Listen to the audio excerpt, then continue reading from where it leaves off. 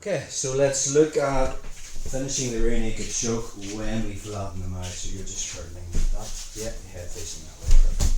So now we know how to flatten them out without him doing the escape. So that hooks in. We know we want double unders. Again, I have perfect position and I widen my knees and I'm driving Tyrone forward. Once I get his hands under his body, yeah, perfect there. Now, it depends on what way he looks, right? He'll also, I need to raise his head. So let's just say for this instance, Tyrone is looking to his right. My left hand's going to release. It's coming under his forehead, and I'm just going to put the bump of my thumb across his eye socket here. Okay, is that legal? I'm not too sure if that's legal. And now from here I'm going to lift. Notice the way Tyrone's head is turned. Okay, so he's looking towards his right shoulder. That means my right hand's coming in, and I'm making the rear naked choke. Notice the way my elbow is underneath, okay, his chin. So now when I lock the rear naked, it's finished as I engage my hips. This sucks, by the way. Now what's going to happen, this will be a battle. Let's just say Tyrone has looked the other way and he's looking this road. That means my right hand's coming in. And again, I'm just getting that sharp bit of my thumb, that bump, okay, at the bottom of my thumb. I'm just putting it round where his right eyeball is, but obviously not in his eyeball, just above it. And I'm going to use that to lift his chin up away from his body.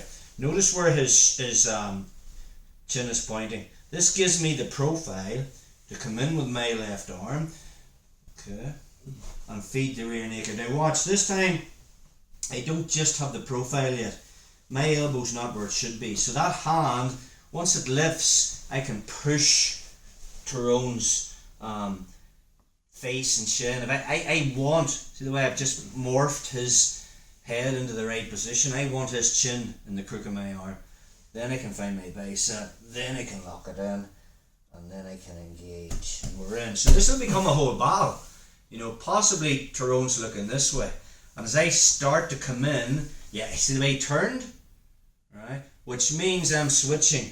And I can put my body behind his head and lift up, try to turn your head, and then this hand will come in. So in other words, if he is looking to his left, my left arm will be the one that's choking. If he's looking to his right, it'll be my right arm. If he's looking straight ahead, I can use either arm. But it just becomes a battle. So when I'm here and I start to turn, okay, and maybe this time he wasn't really looking to the side and we're there, so I'll lift and then I'll come underneath.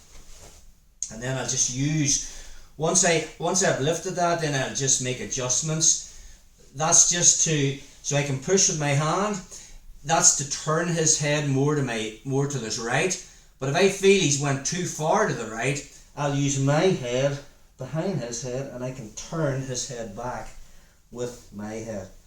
So once I get the crook of my arm underneath, it's just a matter of finding my bicep, bringing my forearm behind the back of his neck. I tend to like to grab the gi if it's there, and now from there I'm just connecting my elbows and engaging my hips. All your weight is going into his neck in that position. So it's just about having his arms trapped under his body, so he has no defense. Now all he has is a tucked head, and whether he turns it to the right, turns it to the left, you are using your arms to feed the rear naked choke in. And once you make the connection, then you're just engaging your hips.